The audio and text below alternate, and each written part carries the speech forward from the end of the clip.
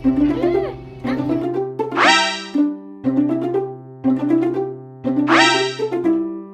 pala kami kasi meron kaming family date. Ay, taray. Sino ka dyan? Kaya naman tong si Scarlett, maagang naligo at maaga ko ring inayos yung buhok niya. Inuna ko na nga muna siyang ayusan bago ako maligo kasi gusto ko after kong maligo, sarili ko naman yung aasikasuhin ko. Napakasimple lang naman itong itinali ko kay Scarlett at lalagyan ko lang siya ng mga flowers. Talaga namang itong flowers na to ay bet na bet ko kapag ka nilalagay ko sa buhok ni Scarlett. Buti na lang yung ibang bulaklak na hanap ko pa kasi nagkakawalaan na. Aalis na sana kami kaya lang pina-check up ko nga muna itong asawa ko kasi bigla siyang nahilo. Paggising niya kasi ng umaga, bigla siyang nahilo nung tatayo na siya at kapag yumuyo ko naman siya ay nahihilo din siya kaya naman pina-check up ko muna. Ito pala kami pumunta sa Mad Cafe sa Congressional. Bukod sa makakapag-enjoy kaming mag-asawa is ma-enjoy din ni Scarlett kasi meron ditong palaruan ng mga bata.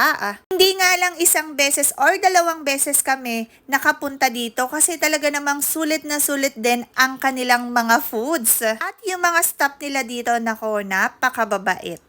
Ito naman, para to sa toppings ng ice cream, mga bi. O, diba? Nakakatakam na siya, mga bi. Ang cute din kasi ng style ng resto nila, mga bi.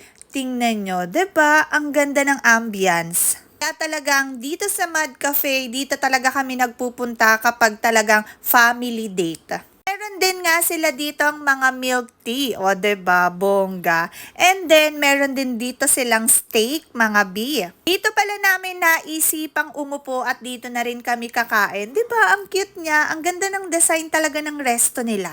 Isa pa din talaga sa nagustuhan ko is malinis din talaga dito, mga bi.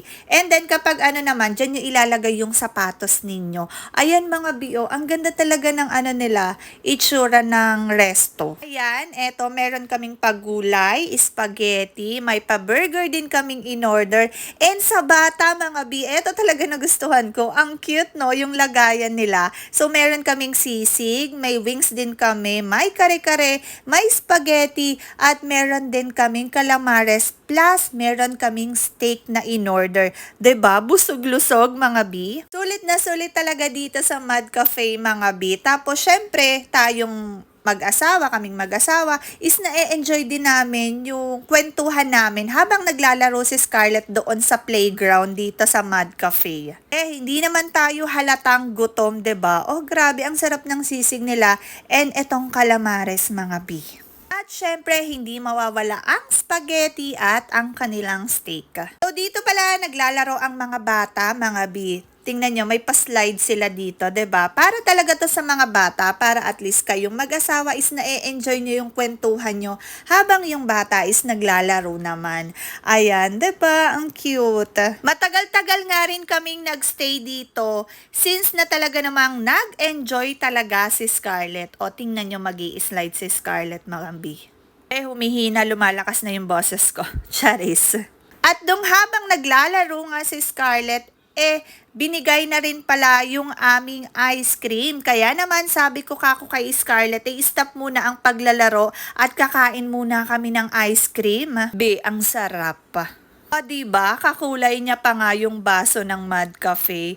Enjoy na enjoy talaga si Scarlett. Pagdating talaga dito sa Mad Cafe, nako, talaga naman, medyo mapapatagal ka rin talaga ditong mag-standby kasi yung mga bata, enjoy na enjoy, mga bi. Yan lang naman for today's video. Alam nyo, try nyo din dito sa Mad Cafe. Go, mga bi! Bye-bye!